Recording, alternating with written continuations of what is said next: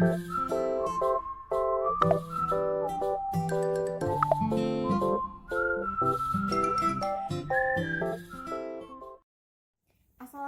warahmatullahi wabarakatuh. Izin memperkenalkan diri, nama saya Najwa Amelia Putri. Di sini saya akan membahas sedikit materi mengenai APBD.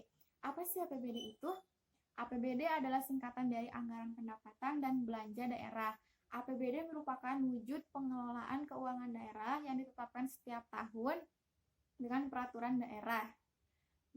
Berdasarkan Peraturan Menteri Dalam Negeri Nomor 13 Tahun 2006, APBD adalah rencana keuangan tahunan daerah yang dibahas dan disetujui bersama oleh pemerintah daerah dan DPRD, lalu ditetapkan dengan peraturan daerah. Tahun anggaran APBD meliputi masa 1 tahun dari mulai tanggal 1 Januari sampai dengan 31 Desember. APBD memiliki 6 fungsi yang harus dipenuhi. Apa saja fungsinya? Yang pertama yaitu ada fungsi otorisasi. Fungsi ini menjadi dasar untuk daerah dalam pelaksanaan pendapatan dan pengeluaran pada tahun yang direncanakan. Yang kedua yaitu ada fungsi perencanaan. Fungsi perencanaan mengandung arti bahwa anggaran daerah menjadi pedoman bagi manajemen dalam merencanakan kegiatan pada tahun yang bersangkutan. Yang ketiga yaitu ada fungsi pengawasan. Nah, APBD juga berfungsi sebagai pedoman untuk menilai apakah penyelenggaraan kegiatan tersebut sudah sesuai dengan yang telah ditentukan ataukah tidak. Yang keempat yaitu ada fungsi alokasi. Fungsi ini dapat dikatakan sebagai penyediaan publik atau sektor pembangunan. Maksudnya APBD kan bersumber dari pajak. Nah, dialokasikan deh menjadi untuk membangun sarana umum yang nantinya bisa memacu pertumbuhan ekonomi. Contohnya yang paling mudah adanya pembangunan MRT. Yang kelima yaitu fungsi distribusi. Artinya dana yang akan digunakan itu tidak boleh terpusat di satu sektor atau daerah saja. Memang sih saat ini masih terjadi ketimpangan atau prinsip keadilan belum dijalankan secara maksimal. Tapi lambat laun di kemudian hari nanti teman-teman kita yang ada di Papua bisa saja merasakan transportasi massal seperti MRT.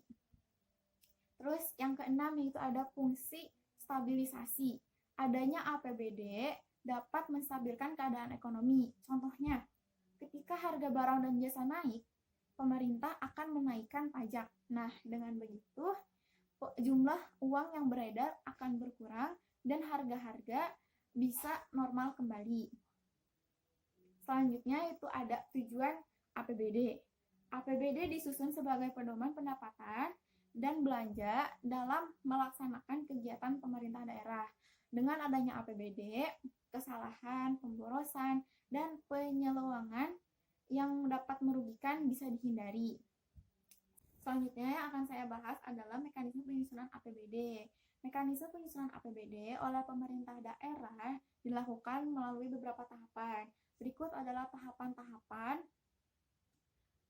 penyusunan APBD berdasarkan Undang-Undang Nomor 17 Tahun 2003 yang dilansir oleh situs sumber belajar Kemendikbud. Yang pertama itu ada tahap perencanaan dan pengajuan APBD.